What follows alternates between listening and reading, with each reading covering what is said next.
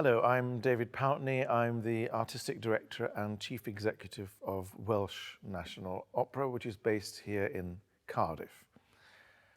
Opera, to me, is a very important art form, primarily because it obeys a fundamental human instinct, I think, for telling stories with music.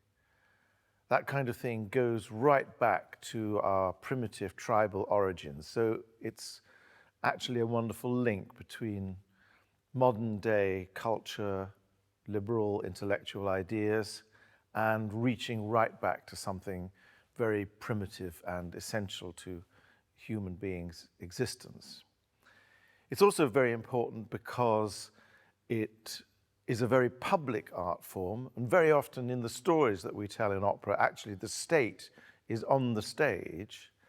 And so actually opera, surprisingly enough, in the musical world, often contains a lot of political ideas. Politics is very important to opera because with the chorus on stage, opera is actually about the people, and it's about how the people are ruled, who governs them, what are the reasons why rulers take decisions. All of those fundamental political subjects are part of opera's language.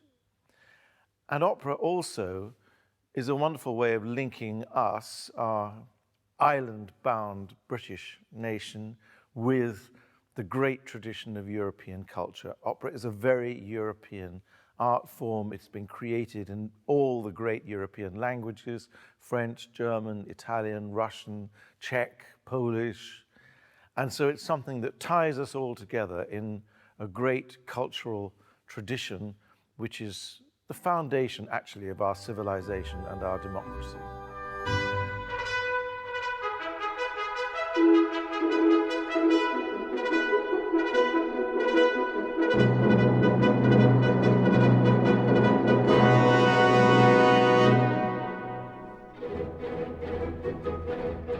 I'm David Pountney. I'm the Artistic Director and Chief Executive of Welsh National Opera.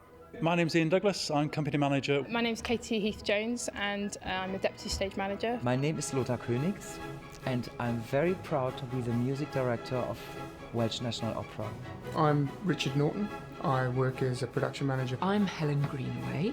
I'm a mezzo-soprano in the chorus. I'm Katrina McKinnon. My name's Polly Graham. My name is Michael Clifton-Thompson. I'm Oscar and I'm a costume maker. Hi, I'm Patrick King. I'm the timpanist with the orchestra, the noisy one at the back.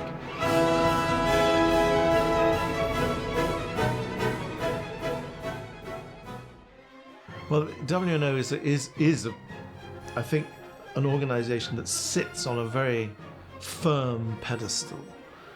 It has a fantastic collective in terms of its chorus and its orchestra, very, very high standard music making and professionalism in those two essential groups, and it has a very strong team of people involved in management.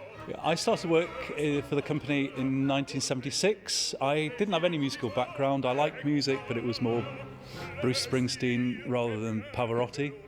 I then just fell in love with the theatre, with music, with the backstage, with the front of house, the smell of the grease paint. What does opera mean to me? Well, before I got this job, opera meant nothing to me. And since I've got my job, it's meant everything to me. My job's changed my life and it's opened up to me a whole new art form I didn't even know. And the first opera I worked on was Madame Butterfly, and to hear that sung live by singers without any miking over an orchestra, it was just quite unbelievable. And I feel very privileged to do the job I do because I listen to some of the best singers in the world day in, day out. My responsibilities are to deliver the set and the rest of the technical facilities, for each production that I'm engaged in. So yeah, that's my job really. I played a character called Ryan in Neighbours, probably about 91, 92, and then I played a character called Simon in Home and Away, 93, 94 here. There's a huge reward you get out of technical theatre as well as being on stage. It's and it's great to have an overview of what happens.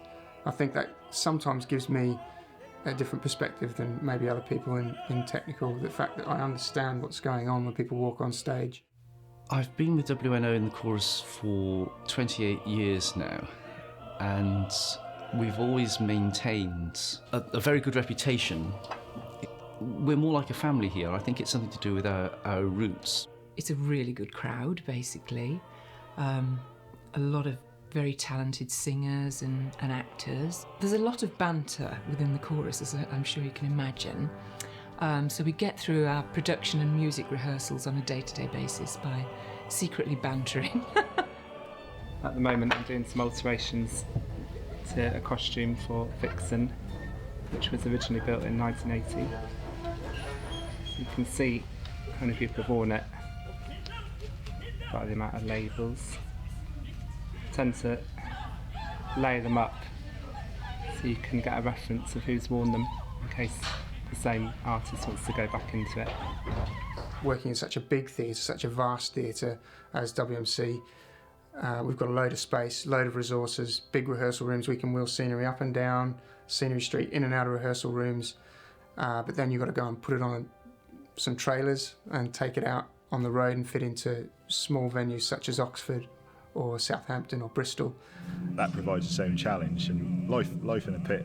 It's good. You really do have to be part of a team in an orchestra, because you can have colleagues sat right on top of you, and especially with me playing such big loud instruments, I have to respect their health as well. So keeping an eye out and saying to them, "Oh, watch out, it's going to be a loud bit coming," or I'll just keep this bit down in rehearsal. We recently did Tristan by Wagner, and that was 5 hours, which is a long play, hard work, but it's just fantastic music.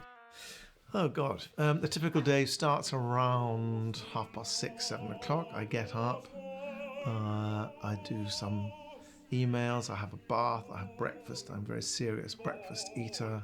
I cycle to work across the barrage of Cardiff Bay, which this morning was quite a cold experience, I can tell you.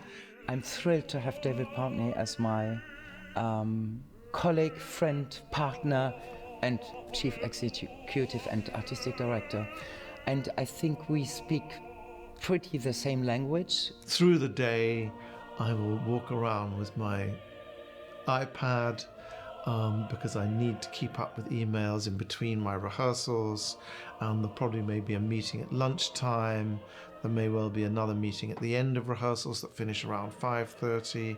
It's very risky, but it's very exciting. There's so many elements could go wrong at any point, but at the same time, when it works, it just celebrates that kind of union of all the different artistic elements working together, and I guess that's why everyone finds it so compelling. That's why I find it compelling. You will experience a very sensual, overwhelming opera evening. Opera for me means a communal experience of all the highest and most powerful emotions of which human beings are capable. When I bring somebody to Welsh National Opera for the first time, it's a great thing to do. It's one of the things I get the biggest buzz out of. In the last year, I've perhaps brought 30, 40 people, odd taxi drivers, friends of my parents-in-law, and to see them react to what we are putting on stage is truly special. They have no idea of, the number of times people say, "I've never been to an opera before." I say, "Come along, come and see Madame Butterfly. Come and see the Cunning Little Vixen. Come and see Die Meistersinger." It's just fantastic to see them at the end of a performance saying, "I never knew it could be anything like this." It's the best thing in the world. A huge buzz.